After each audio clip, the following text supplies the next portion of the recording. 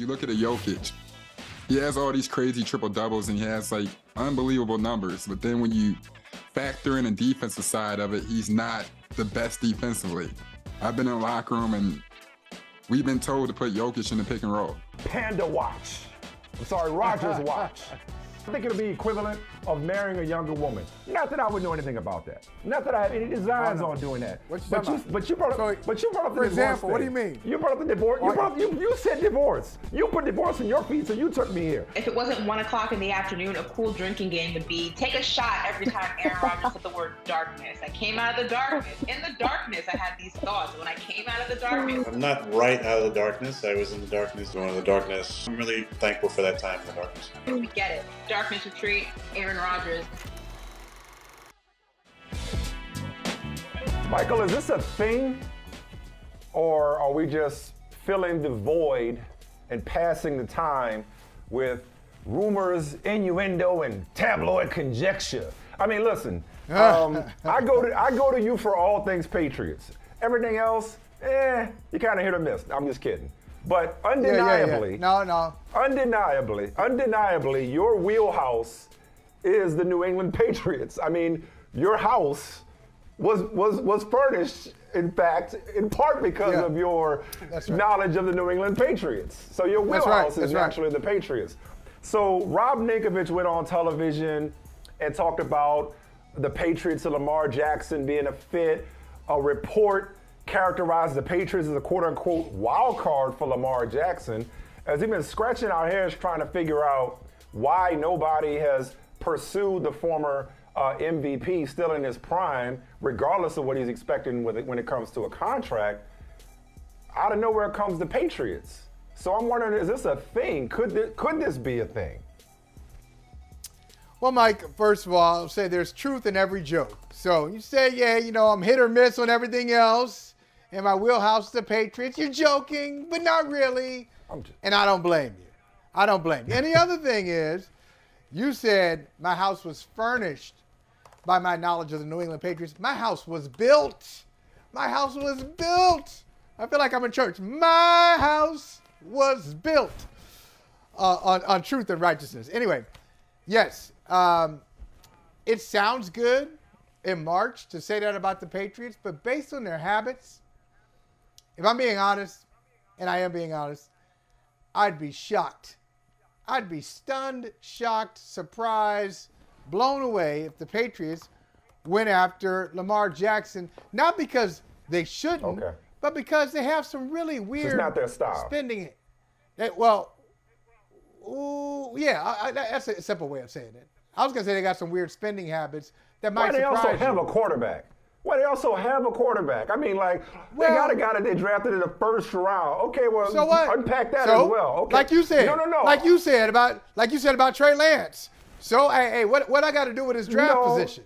No, well, again, this is less of a statement and a take and more of a question, and I want you to, as you continue to break it down, sorry to interrupt you, but I just wanted to by the way, they have a young quarterback who they thought enough of to draft in the first round, looked good as a rookie, took a step back next year. Maybe that had to do with the situation with who was in his ear and who was in his headset. Yeah. Maybe maybe that's got nothing to do with Mac Jones. And if they don't like Mac Jones, they got Bailey Zappi for crying out loud. So point is, they have a young quarterback, and it would seem out of character for them to spend what it presumably would take, both in terms of draft capital, even if they wait until after the 23 draft capital and contract to get Lamar Jackson. So just break down what they're thinking could be or no way it would be. This is all just a pipe dream. Well, I'll tell you what they're thinking should be. They should be going after Lamar Jackson aggressively. That's what they should be doing. And I say that as no disrespect to Mac Jones. I like Mac Jones. I think I'll say more than Belichick. Belichick says Mac has the ability to play quarterback in the NFL. Why, thanks, coach. What a compliment. I'll say even more. Mac Jones could be a really good quarterback in the NFL. Could be. Lamar Jackson is. He is not much older than Mac Jones, and he would provide a significant upgrade for the Patriots. He's available. How many times are quarterbacks of his skill set, his age, and even his contract demands, how many times are those guys available to you? If you have been a contending team over the past several years, you got a chance to upgrade, you go ahead and do it. But I'd say more important than that, Mike, the Patriot way, as we knew it, is dead. So you said it's not their style. Well, whatever your style, whatever your style. But no, because I feel like that's disrespectful to a lot of guys who helped bring it together. Tom Brady was the closer. He was one of the closers. They had two closers. They had one in the coaching spot in Bill Belichick, and they had one playing quarterback. Two closers.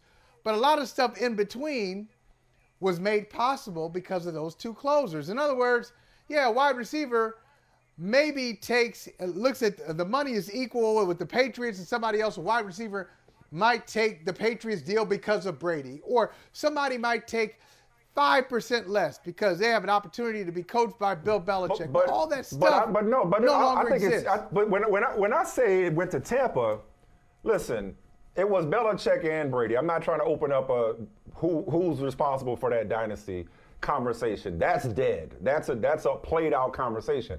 That remark that I made, just to clarify, about that, the Patriot way, you said as we know it is dead. I say it went to Tampa. All of it worked because of Brady.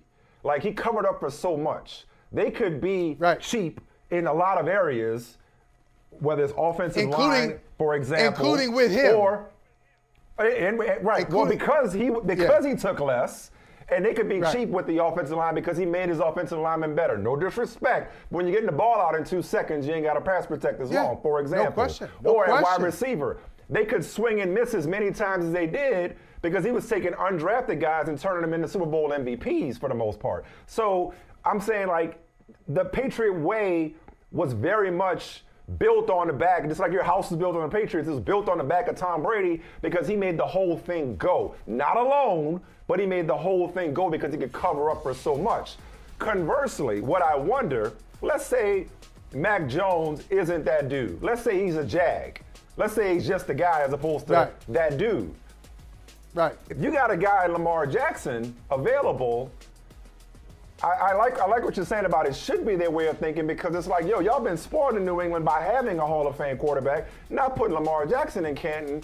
But it's like if you could get away with giving up your 24 and 25th first-round pick, or 25 first-round pick, I beg your pardon, or some other trade, and this is where I go real into the weeds and I say, does the Patriot relationship with Baltimore and Bill's history with Ozzie, I know Ozzie's not the general manager anymore, but his general history with the Baltimore Ravens and the mutual respect that these organizations have for each other, and the obvious respect that Bill has for Lamar Jackson, who wouldn't, of course, I wonder if that could factor into it at all. It makes a lot of sense, even if it doesn't make dollars, Michael. Listen, I would do it. You would do it. It seems like more teams should be inclined to do it, but it still would surprise me if the Patriots dipped into their pocketbooks. If Bob Kraft wrote that big of a check for Lamar Jackson, not even a draft capital, because that could be worked around, and if you're getting a franchise quarterback for it, it's worth it. But the contract itself. And if there is, and I like Robert Kraft a lot. But if there is, and I respect Mr. Kraft, but if there is some collusion going on, unofficial collusion going on, I doubt that Robert Kraft will be the one to depart from that. Exactly. If there's collusion going on, he's sitting there on the throne of it.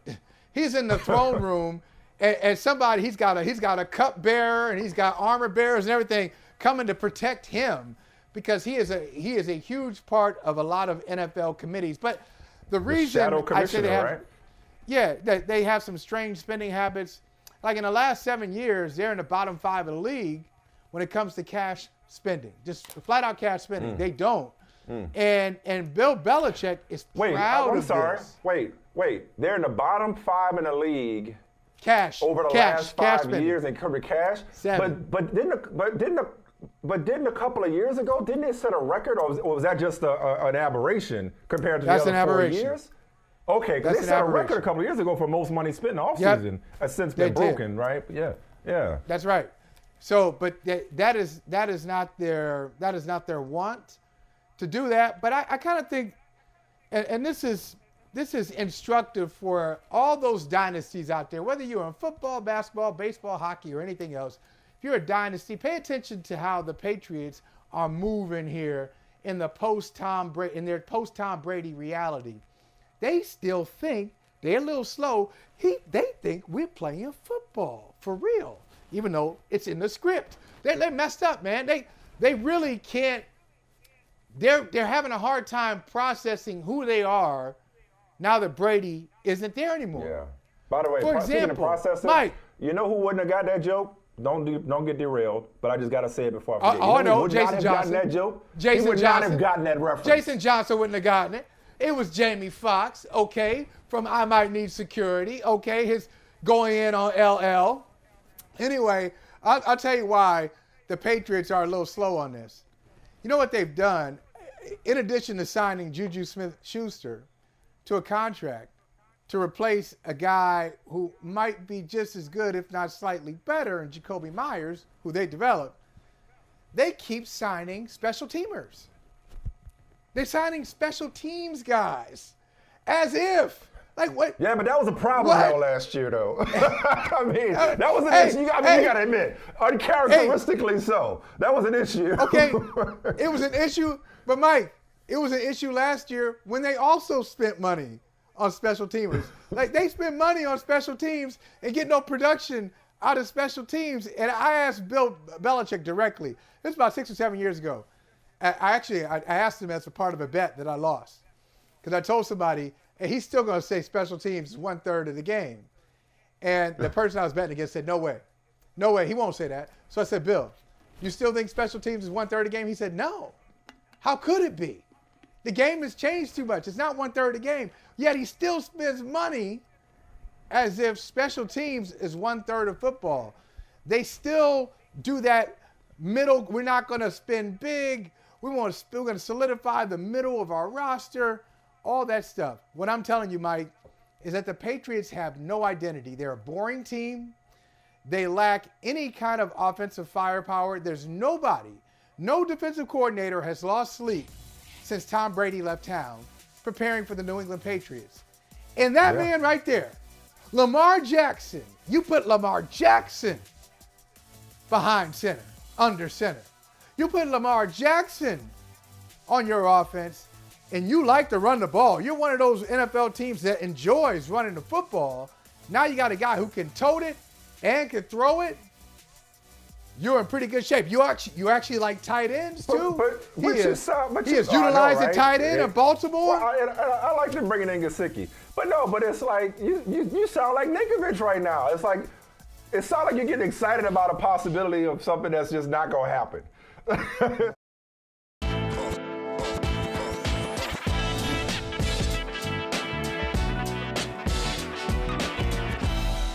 You would think I'm all, but this smile can be like for evil too. Yeah, I'm turned. I'm high off life right now. It don't matter. I am here, but I'm just excited. Like I am trembling from excitement right now. I'm just shaking. Ooh. You remind me of like V for Vengeance. Is that it? Did I say it right? Yeah, that mask. Yeah, V for Vendetta. I'm so sorry. Yeah. When they called you to sign you, was that part of their sales pitch, or how did they convince you to sign with you? First thing my girlfriend said was, "Ooh, you gotta try some beignets. You gotta try the beignet. The beignet." What is your name, sir? So how many times am I gonna see you? All the time? Unfortunately. All right, cool. Well. My time here, you are going to become an anime expert, all right? I don't do well with dead things that are still intact with the head on it. Like, it's looking at me, I just can't do it. We got time for one more. He's lying. Come in here with some socks on. I got socks Oh, on. do you? Yeah, they're just a little bit. A little line. We're good. Ankle socks tell a lot about you, man. We were just talking about Lamar Jackson having his own interviewing himself, or having his own production company, interviewing him, whatever the situation is with Lamar, Charles. I would watch Jamal Williams interview himself. I wear ankle socks. What's wrong with ankle socks? There's nothing wrong with ankle. Why are you going to wear ankle socks? But I think he was wearing ankle socks with an outfit that probably didn't call for ankle socks. Yeah. Maybe that was what it was. Yeah. Okay. Or they That also kind do the of hidden joints that make it look like you don't have socks on at all, like, you know, but you do. Yeah. So you're not just don't have your But you feet do. inside the shoes. Those joints. Yeah, it was funky. Yeah. That's funky. People who don't wear socks. I'm sorry, I can't. I absolutely cannot co-sign on that ever. I do want to stay in the AFC South, Charles. Scott Fitterer had his first press conferences trading for the number 1 pick today. He said the Panthers have conviction about multiple QBs, still going through their process. Frank Reich said not to read too much into his history with taller quarterbacks. And oh, by the way, our own Chris Sims has his quarterback rankings out. He has C.J. Stroud as his top-ranked quarterback for whatever that's worth. And I guess a couple of things I'd like to just say and ask about the Panthers. One, whether or not this is just gamesmanship when it comes to maybe wanting to trade down, or do they have a guy in mind, but they just want to keep their options open in case they trade, whatever. But also, you've written some great stuff about David Tepper and this relentless pursuit of a quarterback over the years. And I'm fascinated by this quarterback incubator that they're building. Like, most quarterbacks, when you go to the number 1 overall pick, you're like, man, that's a bad team. That's going to be tough. Man, the people they've signed, most recently Adam Thielen, Hayden Hurst, Miles Sanders, they already had a good offensive line. They have a good defense. And this coaching staff, this all-star veteran coaching staff, it's they set themselves up so whoever they pick should thrive. Oh, and Andy Dalton as the backup. I forgot Andy Dalton as the backup. Yeah. Right, Andy Dalton, who will take some at least initial pressure off if whoever they select isn't ready to go out of the gate, which I would suspect they will be. But he's good in the room, he's good in the support role. Andy Dalton. Look. First and foremost, I think that it's March 20th. They're not done with their process yet. And as far as other options on the table, if they identify 2 quarterbacks they like, could they slide back? We're going to go into the owners' meetings, later this week. We'll see if there's any, Scott Fitterer meets with anybody, David Tepper meets with anybody, But right now, I really truly believe they're not settled on C.J. Stroud. I see C.J. Stroud's the betting favorite to be the number 1 pick in the draft right now. I do think they're still going through their options at the moment. About the only option I think I would probably eliminate for them, I don't think Lamar Jackson, this is going to be some kind of a situation where they're setting themselves up to sign Lamar Jackson and hoping that Baltimore just goes ahead and declines to match it and then has the number 1 pick and selects its next quarterback. Now that I've said that, though, that's definitely what's going to end up happening. Wait, is that a thing? Is that a theory that they got the number 1 pick in order to incentivize Baltimore not to match it? Is that my following? I would not say that's a theory. I would say that I had a team executive ask me, do you think that Baltimore would match if Carolina signed Lamar, now that Carolina has the number 1 overall pick?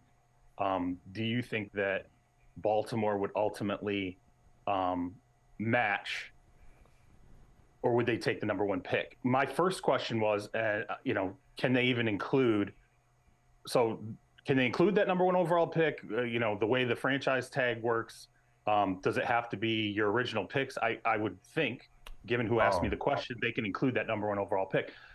It raised the thought in my mind, like, is there any way this is a long play where Carolina is interested in Lamar, and if it doesn't ultimately work out, they still have the first overall pick to select a quarterback. So either way, they either get it through the draft or I don't think that that's anything that Carolina, that this is some kind of long play for Lamar Jackson. I do think they're going to end up selecting. And I don't think they're going to move out of that pick, to be perfectly honest with you, because I think where do you move unless it's swapping with Houston? Houston absolutely has only 1 quarterback they want. I don't think you move anywhere past 2. So right, because Arizona ain't trying to come up, and the Colts will probably stay right there. Just for whatever it's worth, Michael, Fitterer said he's a great option, a really expensive option, but we're focused on more of the draft picks at this point. Talking about Lamar. Let me ask you both about this, because I agree, Michael, you said a lot of nice things about Carolina off the top. And I sit here, honestly, with a twisted lip at the Carolina Panthers because, yes, they're doing a lot of wonderful things. But I go back to this is how inequities become structural, become systematic or systemic, if you prefer. That is, let's go back to Steve Wilks. Steve Wilks finished strong with very limited resources in Carolina on the fly. And this is what black folks know what I'm talking about. In a number of professions, we're handed a bunch of crap at times and, hey, make the best of this, and we make something out of it. So Steve Wilks did that with the Carolina Panthers, who were left for dead, and, by the way, moved on for Robbie Anderson and Christian McCaffrey as he was trying to figure it out. So at the end of the year, David Tepper doesn't even have the decency to go to his final game. And after Steve Wilks is fired, they bring in Frank Reich. They make a trade for the #1 pick. They assemble this all-star coaching staff. My point is they could have done the same thing with Steve Wilks. They could have spent resources on the coaching staff. They could have moved up for the #1 pick. And now Frank Reich will get credit for a better operation than Steve Wilks ever had a shot at getting. And so this is what's so damn frustrating. It is about the frustrating. plight of black coaches in this league. The beat goes on. It is frustrating. Steve Wilks absolutely, if anyone does not recognize the job that he did down the stretch for the Panthers last year, they weren't paying attention. I think that he's going to kill it. Being the defensive coordinator of the San Francisco 49ers, I think he's going to be a head coach again. I truly believe that. Now, that said, I can answer to why he didn't get the job in Carolina. When Matt Rule was fired, David Tepper met with people in the building, and he said, here's what we're going to do. #1 priority is fixing the quarterback situation long-term, okay? Told everyone what the timeline was going to be for them, but it was option number 1, 2, 3, 4. It was all fix the quarterback. And David Tepper wanted to pair that quarterback with an offensive head coach who would not leave.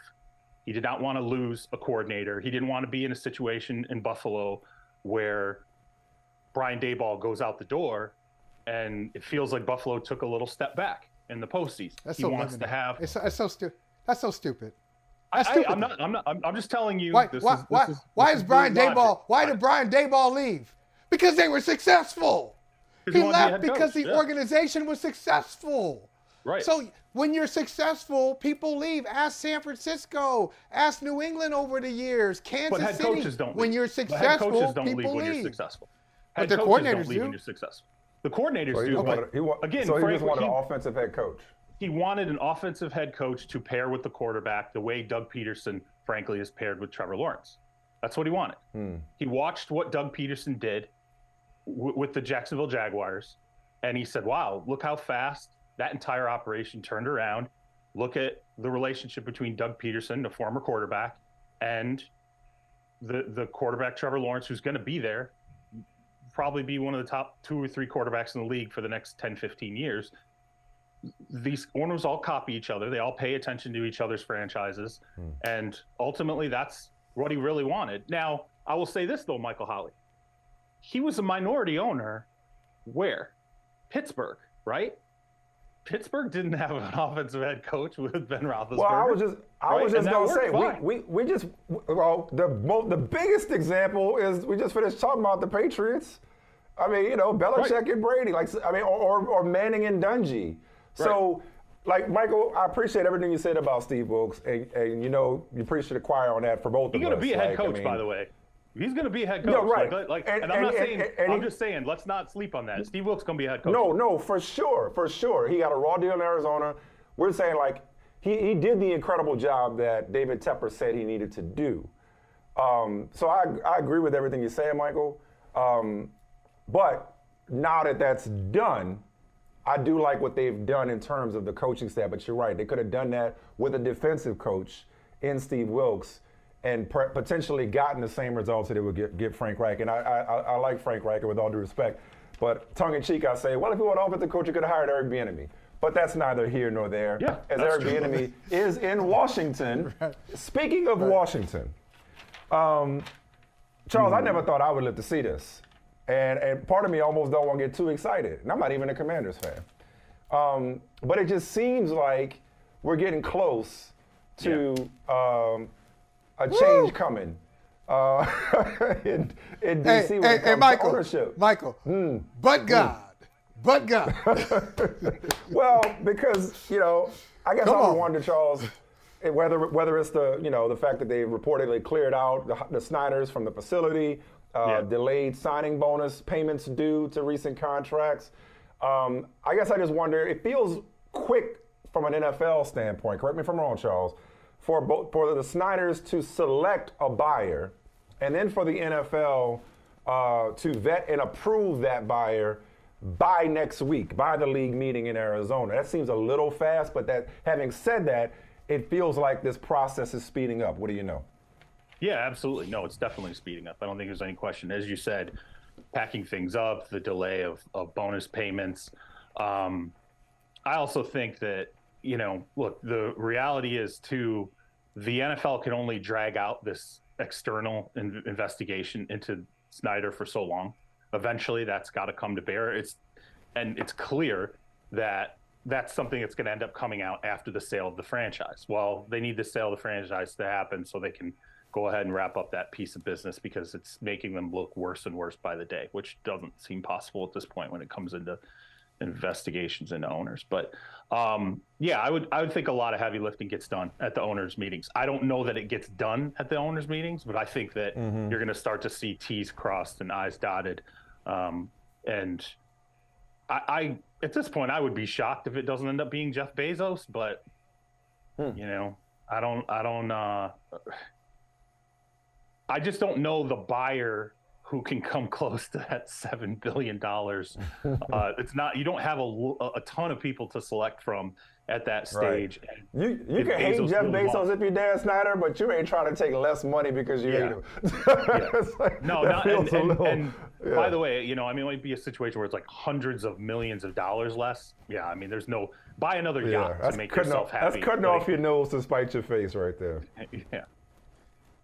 Where do you think it would show up, though? Let's think ahead. If Daniel Snyder is out, if you are a Washington Commanders fan, will you, other than the psychic relief of just moving on from Snyder, shout out Stokely. I hear you, Stokely. I hear you. Good. I'm glad you're on the show. He almost never does but that. do you think a Commanders fan will feel that or see that if they when they change ownership? I hope so. I mean, I hope they will. I mean, I could right and now. How so? Okay, well, first off, let's get a real statue for Sean Taylor. Okay, let's not do the mannequin in the wire mannequin in a jersey crap. So first and foremost, step out and say, all right, we're going to honor Sean Taylor appropriately, and we're going to actually, if we're going to have a statue for the man, we're going to have a real statue for the man. And that statue is going to be where the new stadium is, which is going to be in progress. So I think the first thing you do is you address some of the inequities that have happened inside the building when it comes to the culture of the building, the environment that the employees work in. I think, right now, let's think about this. How often do we ever hear from Dan Snyder? Ever, really, realistically? Almost never, right? He's not, despite being someone who is functional in the room with the owners and someone who, they need his vote when they want to pass things. He's a blip, when it comes to nationally and the owners that mean anything, to the surrounding. I mean, he's hated. That's what he's known for. So that shift alone should make fans feel a lot better. But whoever comes in is going to have a plan. I can tell you that. It's not going to be hey, we'll figure it out as we go. They're probably going to have a punch list of things that they're going to roll out so the fan base immediately knows, here are all the things that are going to start improving. First with a stadium, a statue, every other grievance. Maybe they won't charge $200 for parking anymore, or whatever the hell they're charging for parking. Give back something. I'd love to see him on Hard Knocks. If they sell, I'd love to see him on Hard Knocks this coming season. That'd be a fascinating look inside the remaking of that organization. Speaking of Hard Knocks, look what Hard Knocks did for the Lions in terms of just their general perception. Now you got Gardner Johnson going from the Eagles to the Lions, jumping on our bandwagon that we built, Michael Holley. So I know you're a Detroit guy, but still, Michael and I built that bandwagon. But honestly, the Gardner Johnson story intrigues me more for the guy we just talked about on Friday. But since then, Odell Beckham has weighed in on these reports, and you even referenced it, Charles, we talk about it, that he wants $20 million a year. And I would say to Odell, and it's so funny, Charles, because I talked to you that night. It feels like just yesterday when I was in New England and reporting for Amazon on the Odell situation, talking about him needing to take a prorated one-year deal last year in order to take part in this market, wouldn't do it then, still has not signed because he says $4 million is not enough. But my thing is this, bro. That's fine that you know your worth. But this ain't 5 years ago, number one. Number two, the longer you hold out for what you think you're worth, and maybe you are, but unfortunately you can't pay yourself. You can interview yourself, but you can't pay yourself. The longer you hold out, the more these teams move on. So my concern is even if he can still play, that the game will go on without him. It's not really a question. That was just me getting on a soapbox. His age isn't changing, okay? When you look at his history as a player, he's played 2 seasons in his entire career where he's healthy the entire season, okay? That's not changing. The best prime years, Odell, we're talking double-digit touchdown catches, big receiving numbers, the superstar. That was the first 3 years of his career, okay? It's a long time ago. And I think he has to come. It sucks. And I do mean this. It sucks because I feel like we were robbed of a Hall of Fame caliber player by all these injuries, what he could have been. It's stupefying to think of what was taken off the field. Now, that said, what happened. He gambled on himself with the Rams. He was a half a football away from cashing in on that gamble. He suffered another knee injury, okay? And I think that the best he's going to end up doing at this point is, and I was surprised that he said 4. That surprised me. That's a big gap. That's a really big gap, and I thought his number would end up being more near like 12.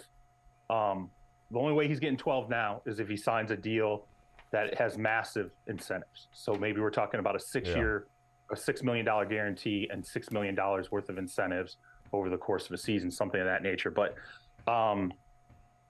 he's just going to have to figure out, what he wants at this point in his career and his life. And the Chiefs just let Juju Smith-Schuster go to the Patriots. They could use a veteran wide receiver. They have a player who wears number 15 who could probably do decently well with Odell Beckham Jr. in 2023. Yeah. I would like to see that. Let's start that bandwagon. How about that? Cowboys have already moved on. Yeah, and speaking of the Cowboys, Mike and Charles, I think Mike knows this. Charles, my first 7 years in Boston, I lived in 7 different apartments. I was moving every year. I did not know that. And I think I still have the record over Brandin Cooks, but homeboy is approaching fast. Brandin Cooks gets around, but I think he gets around to good situations. You tell me. I think he wound up in a beautiful situation in Dallas as their second or third receiver. Take your pick. Yeah, four trades right now at this point, tied for first all time amongst players in trades during the course of their career. I think it's a really good situation. The Cowboys badly need a number 2 receiver. I think it will slide Michael Gallup to number 3. Gallup didn't bounce back in 2022 the way that I think he wanted to, but he's also coming off of an injury that I think give him another year, get his confidence back in the knee, and those trio of receivers are great. The thing with Cooks is, and I think this is part of why he ends up getting dealt and he moves around, what is he? I think that in all these past places, when he's acquired, you're sitting there and you're going, they just went and picked up a top flight number 1 receiver. And then he's not a number 1 receiver. He's just not. And then I think eventually teams figure that out and they go, we don't want to pay him. to be a number one receiver because he's not a number one receiver. He's number two receiver. Cowboys have identified him as a number two receiver. It's the right situation. Cheap pickup, relatively. And I think they'll do really well. And on the heels of Gilmore. And on the heels of Stephon Gilmore. That's a pretty damn good offseason for them. He's a tweener, though, because he's better than a two. I mean, look at the production of his career. He's great. How many, 6 1,000-yard seasons for him? He's had a great deal of production. If you look at his numbers, listen, he's not a number one, but he's better than a two. Okay, in today's NFL, though, twos should all be 1,000-yard receivers, okay, given the passing league that we now have. Every team, if they're worth their salt, really should have the capability of having 2,000-yard receivers, whether it's a tight end and a wide receiver, 2 wide receivers, or whatever. You're right. I would say he's a 2+. I would say that he's a very high-level 2, and you can see with the production and also the fact that he can take the lid off of a defense. You can see why teams in the past have gone, well, that's a 1. We're going to get in a 1. We're going to pay a 1. We're going to give up something for a 1. He got traded for a first-round pick. I mean, you don't trade in the past. You don't trade a first-round pick for a wide receiver anymore, right? That alone suggests that you're a 1. So he's a very good, he's a very good veteran player. It fits perfectly for what the Cowboys want to do. I think, that and the Gilmore signing are 2 very good veteran additions for them. Appreciate you, man. Hey, Michigan State, this is all y'all do, right? I don't hear nothing about y'all all year, and then y'all just come and wreck shop for this March Madness that's just at an all-time high for its madness. Congrats. Go green, go white, right? I rep every March, me and Draymond.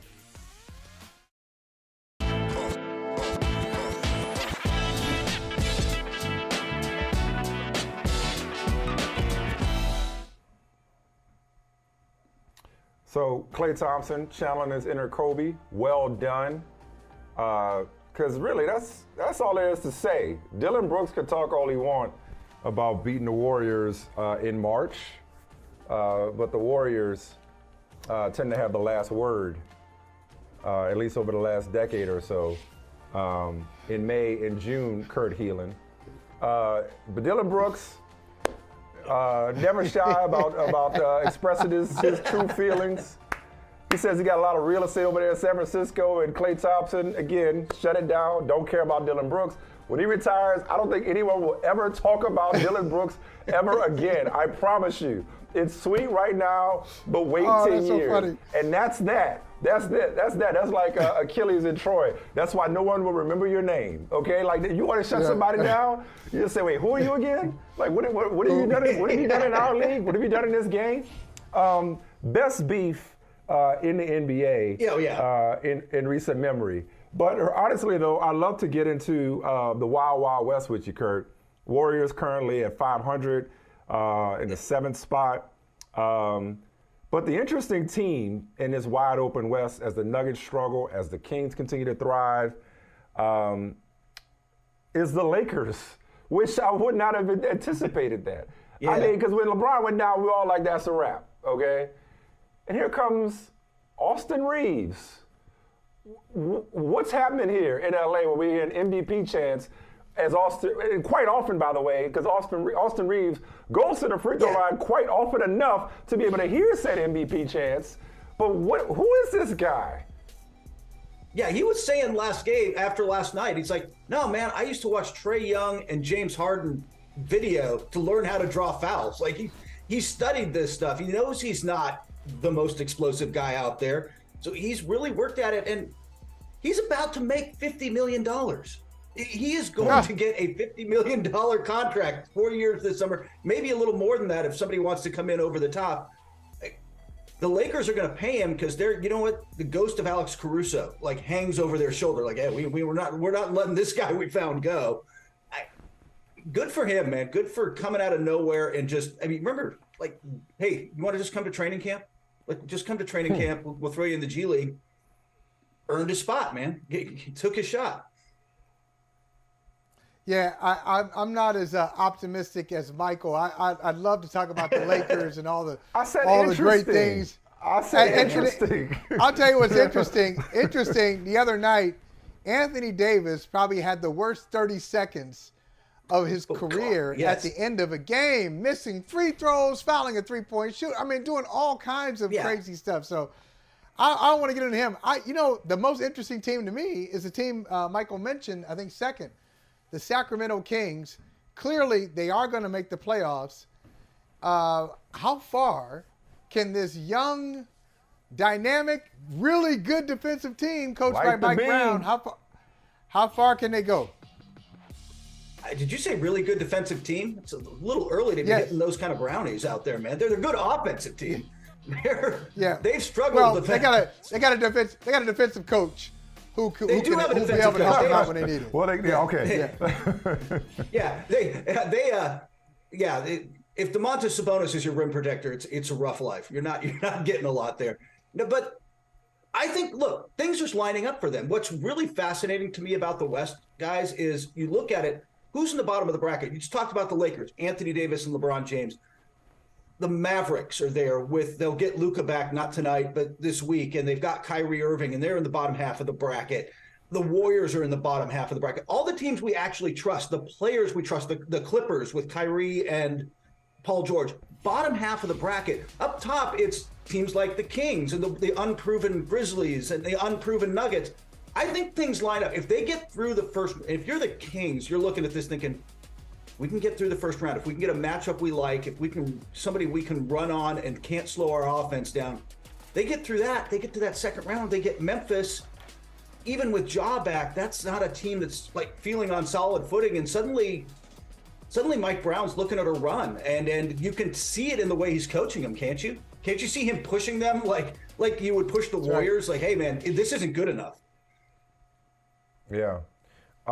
Speaking of the Warriors, and Michael knows this, I'm not into suggestions. I don't have a suggestion box. There's no complaints, hotline on this here show. I'm not into letting other people make editorial decisions around here, but I can accept constructive criticism. And we've been told that the Natalie effect has affected our, the Natalie influence our conversation. A lot of Warriors coverage on this here show lately, whereas a couple, Michael, and I didn't tell you about this offline, a couple of our other colleagues, Joe Brooking and Matt Ortiz, said, when y'all gonna show the Knicks some love? And it got me to thinking, I reflected on it. I was like, you know what, they're right. Because if the Knicks were a joke, we'd be piling on. We'd be talking about James Dolan and this, that, and the other. But the Knicks, lo and behold, beat the Nuggets, still, despite their struggles, the West leading Nuggets, currently in the 5th spot, looking solid. I mean, how seriously should we take these New York Knicks? They get Cleveland in the first round, right? A Cleveland team that we're not sold on.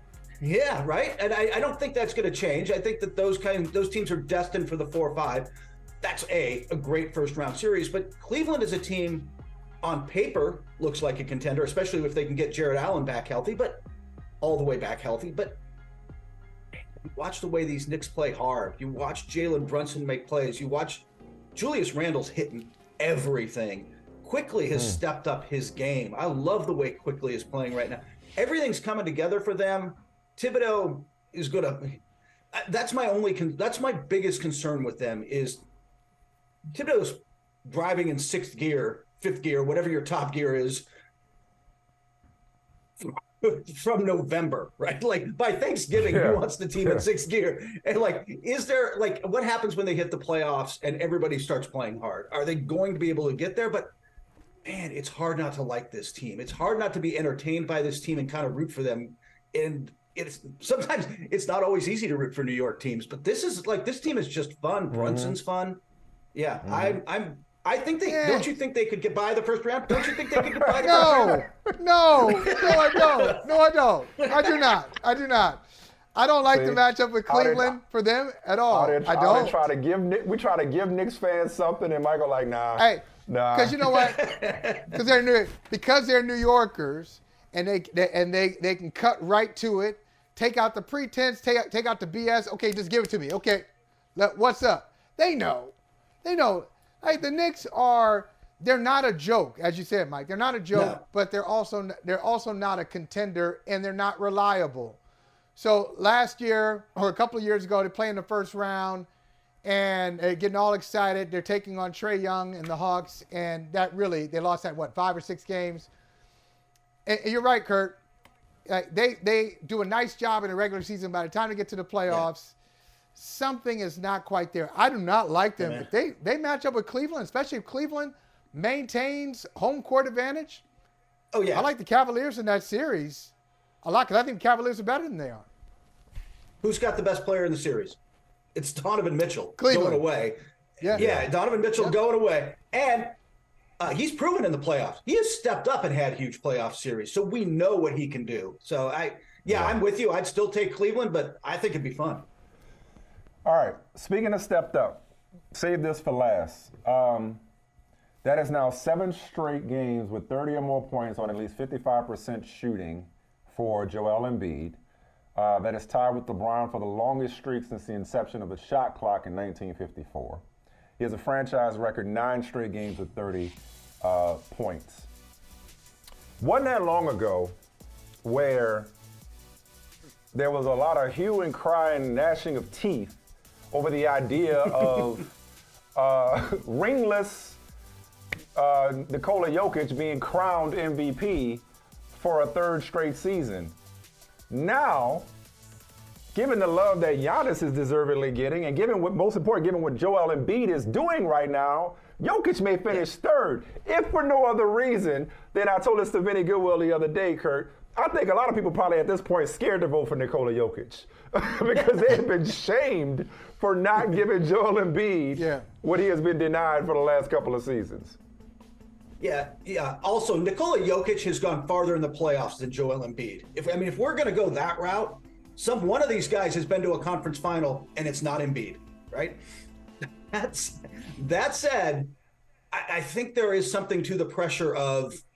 I said before the season he was going to have to be dominant to win this thing because giving it to a guy for 3 straight years and saying you're Wilt, you're Bird, you're Russell level, you were really going to have to earn it. And this latest slump, not a little by him, but mostly just by the Nuggets kind of coming apart, has you thinking, I don't know if they are. And it happens, like you said, right when Joel Embiid surges and there's some, he didn't get his momentum. I'm with you. I think that there's some voters who are looking for a reason to get off of Jokic and now have it.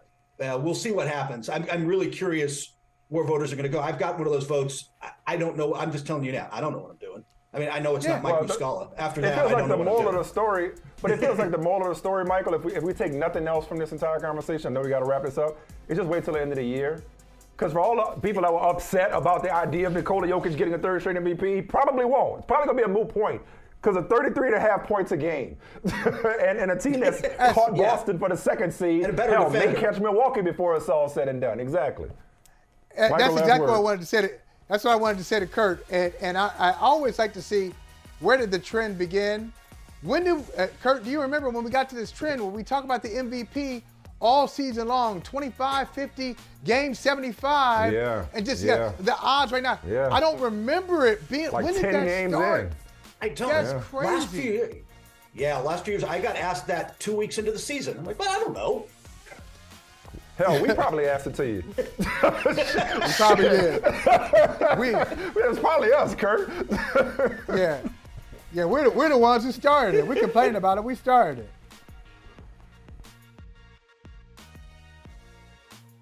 Hey, thank you for watching Brother from Another. If you haven't hit that subscribe button, go ahead and do that now. Don't forget, you can catch us 3 to 4 weekdays on PeacockTV.com and on Sirius XM Channel 85.